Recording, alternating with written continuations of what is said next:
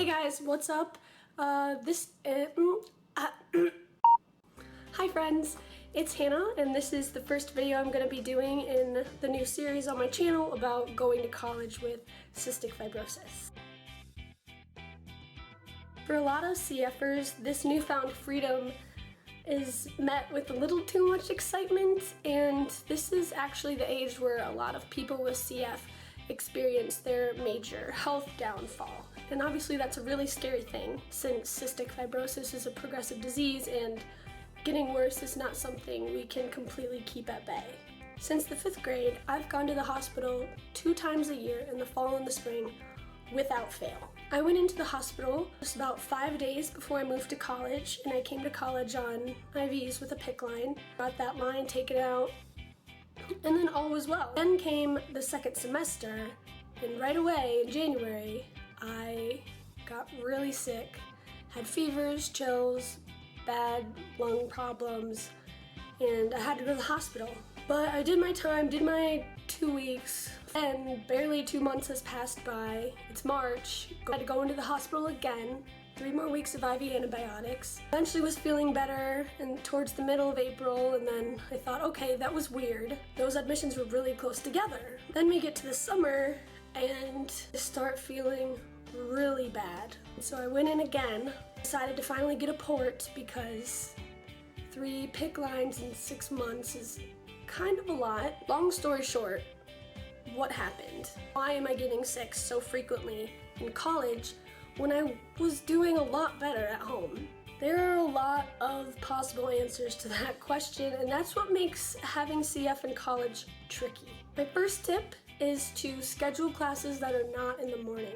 Your body needs a lot of extra rest, and for a lot of us, the mornings just feel a lot junkier. We have a lot more mucus in our chest that we have to clear. And if you have cystic fibrosis, you really need to eat breakfast. It's really easy for us to lose weight, and we know that weight parallels lung function. Having 11 o'clock, 10:30, 10 o'clock maybe, depending on how late you like to sleep, mornings will do a world of difference for you. Okay, so the camera angle just changed a little bit because the memory card got full, but I fixed it, so please still love me. As I was saying, you're gonna be tired from waking up that early, as anyone would, but it's gonna affect your body more. On top of that, to get there on time, you're probably gonna end up skipping your breathing treatments, your pills, and whatever else, which of course, once you do it once, it's a lot easier to just keep doing that. And lastly, you're probably not gonna have breakfast, so. Second tip is to make sure that you take your enzymes with you everywhere if you do take enzymes. In college, eating is considered a sport, and everyone around you will be doing it a lot. A lot of the time when you're with people and no one knows what to do, you're gonna end up going to get food. Whether that be froyo, or pizza, or insomnia cookies, or bubble tea, or whatever, you're gonna go somewhere, and if you don't have your enzymes, you have 2 choices. And that can either be to not get anything, and just awkwardly sit there while everyone is eating, or you could eat and have a stomach ache and leave the rest up to your imagination. My third tip is to keep your living space clean. Most of you guys, your freshman year, are probably gonna live in a small dorm room, which is nice because there's not that much space that you have to clean. And it's not like clutter really affects our health, it's more like dust and surfaces that haven't been disinfected recently, and those are the things that you have to watch out for. I would recommend getting a small air purifier, not a humidifier, because humid air harbors bacteria easily. And you can just put it under your desk or beside your bed or something, and it's really just gonna help make sure that the air you're breathing in doesn't impact your lungs as much and, you know, have you coughing and sneezing and all that stuff. My burp didn't come out. My roommate and I actually had a bathroom to ourselves because it was a disability room, and a lot of schools have something called services for students with disabilities or something named similar to that. If you have CF, you should qualify. Call ahead and see what they can do for you. For me, I got a room that was set up to help people with disabilities, so my roommate and I got our own bathroom, which was really nice because it wasn't a bunch of people's germs in there all the time. That being said, we did have to clean it. We cleaned it once a week and took turns, and we just disinfected everything. It's really important, guys, because if you don't clean the surfaces that you're living on top of, then nasty things are just gonna grow and grow and grow, and you're gonna contract them and you're gonna get sick. So get Lysol wipes, get the doorknob on your dorm. Every time you do your laundry, just throw your pillowcases in there. Wash off your phone. Just, you know what to do. Keep hand sanitizer around. Kill the germs before they kill you. Okay, I'm gonna stop counting because I don't remember how I was doing this. All-nighters are a thing that you should not be doing. The other thing that I did, yes, time management is important for everyone, but it's really important for you because, again, like I already said once, or like 5 times, you need sleep.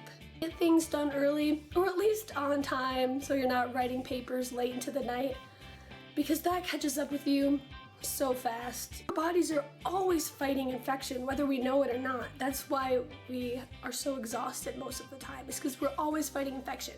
So you need sleep to fuel that battle. Even though you can't see it, there's a battle going on, and it's your job to keep it going. Going to the gym can be awkward, and I get that. You know, attempt to run or bike or whatever and just be coughing everywhere, red-faced and sweating. But it's all about pushing yourself, because you are lucky enough to be going to college with a very serious disease. And that education is something that a lot of people want and just physically can't attain. Go on a walk every day, if that's what you can do. Even greater if you could go on a run, but I know that's really hard. Goodness knows it was for me yesterday. Joining intramurals, it's not something that I did, so I can't speak a lot to that, but exercise, fun, it's gonna help you make friends in your first year. There are also non-traditional routes that you can take to getting exercise in. Like, I'm in a drumming group, and it's pretty active, you know, it's like the kind where you're playing on trash cans and just running around, and it's really energetic, and it does get my heart rate going. Not everything you have to do to exercise has to be pumping iron and how to eat.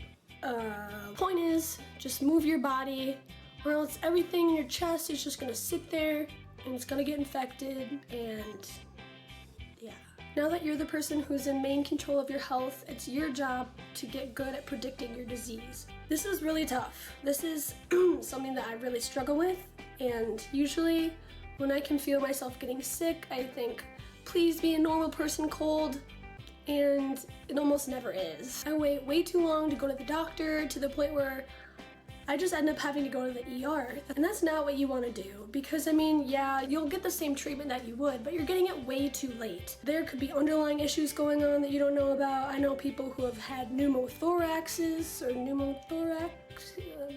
So if you feel sick, even if your clinic is only open at a time where you have class, your health is most important, because if you're not alive, you can't go to school. As soon as you feel something coming on, go get it checked out. If you're early enough, orals might be able to help you out.